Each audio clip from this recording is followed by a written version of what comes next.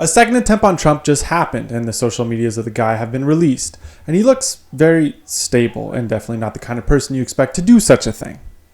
Ryan Routh has made his life mission getting people to fight for Ukraine. Fighting for a country that none of us even knew existed until 2 years ago seems like a weird level obsession. I've seen more stable things said on a Taylor Swift fan page. Don't ask why I'm on there. I did journalistic research for this. The alleged suspect runs a site telling people how to enter Ukraine through Poland and had numerous tweets telling people to go fight for Ukraine. Ryan Routh has even asked famous figures for help in his Swiftie level obsession of Ukraine. Even asking Elton John for a tribute song for Ukraine and saying he has lyrics for one already written.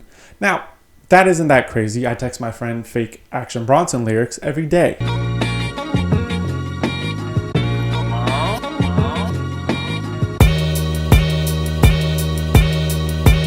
Ordered my Zins from Sweden. Didn't clear customs, they thought they were apples from the Garden of Eden.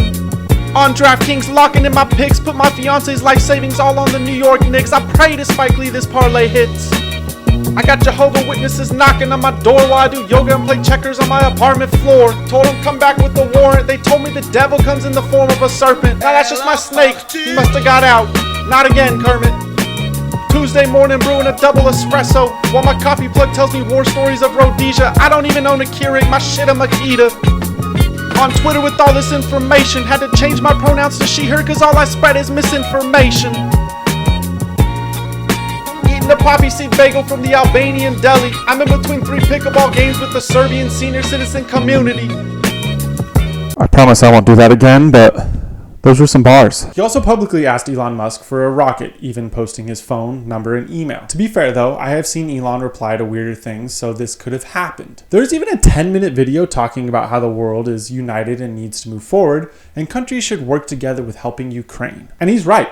He works together with the CIA. That's a joke. There's no evidence of that. That is satire, and I legally have to say this is a joke, nor is this a theory that I am pushing, and it is 100% unfounded. He said he's in Ukraine to fight. The only thing he looks like he is fighting is a year-long dependency on amphetamines. That is a joke. He was a roofer, though. And I've never met a roofer who wasn't high. Get it? Because they're on a roof? Never mind. I'm washed. He even starts crying mid-video about how brave it is that people are fighting Russia. It's always the blue hairs, Chico. The man has dedicated his later life to raising awareness and funds to help the Ukrainian fight. If Ryan was serious about getting funds to support Ukraine, he should have asked Taylor Swift for an army. She has enough GDP to fund any of these wars. Ladies and gentlemen, the Semi-Daily Night Show with Gary TV, your host, Gary. Tonight's ceremonial first pitch. And please welcome the President of the United States. We did it, sir. just making sure you're paying attention. Who won the debate? If you ask your conservative grandpa, he will say Trump, and if you ask women with cats, they'll say Kamala won, which is surprising considering they're eating the dogs, the people that came in, they're eating the cats, they're eating the pets. I had to do that, come on. From the highlights we've all seen, it looked like it was a 1v3, which reminds me of when I used to play Warzone. My friends were in the gulag more than Brittany Griner. Now, I didn't watch the whole thing. It was chest day. Hey.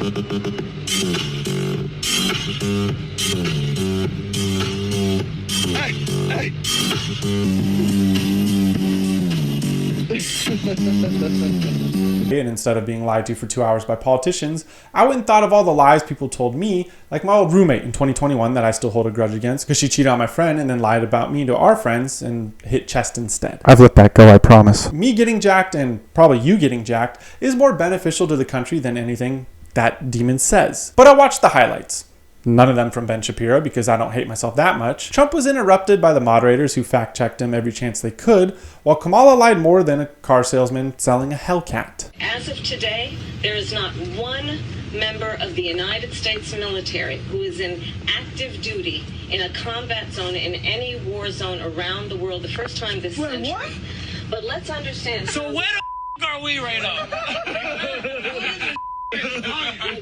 appreciated. I want to personally send those guys a roll of Zins for their trouble. What's the address? Syria? Oh, geez, Kamala, would you look at that? And the guy who tried to correct me on my pronunciation of Miss Harris's last name? Kamala. You think I fact-checked anything here? This show has less standards than a Boeing airplane. There may not be a second debate, as Trump has denied it, which sucks for any alcohol company because no one watched that sober. Trump did seem to take Kamala's bait more than the fish the last time I fished. I'm a man who enjoys aquatic situations. I didn't catch anything, though. That's beside the point.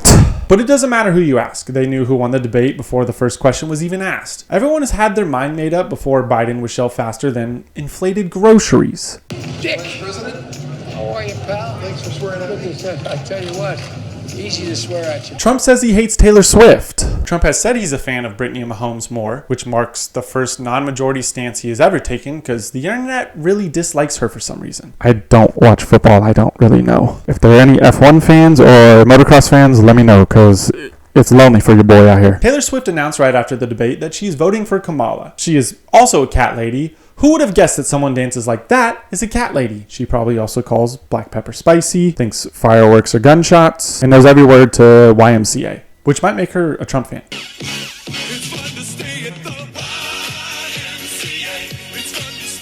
Taylor Swift, while not popular among people who have felt the touch of grass in the past 25 hours, does in fact sway a lot of people. And it did. Over 400,000 visits to voter registration happened once Taylor announced this. This shouldn't come as a surprise. Taylor speaks to a younger female audience and even has a large amount of supporters over the age of 21 by singing about how she's had like 12 boyfriends, all ending in messy breakups, and yet the common denominator wasn't her, and the guy actually just sucks. Which sounds like all of my relationships at 21. This made conservatives mad like Megyn Kelly because Taylor can in fact sway meaningful amounts of people, while the Kansas City kicker guy can't figure out if he wants to dress like he belongs in the Gentleman or a Pinterest board of a finance bro. Republicans haven't done the greatest job at building up their star power endorsements. I don't think Lil Pump brought in any new voters, mainly because anyone still listening to Lil Pump is a felon. So this might hurt Trump more than Republicans think, and if they want to win, they should pay attention to these cultural icons more. Unfortunately, that's the way our society goes.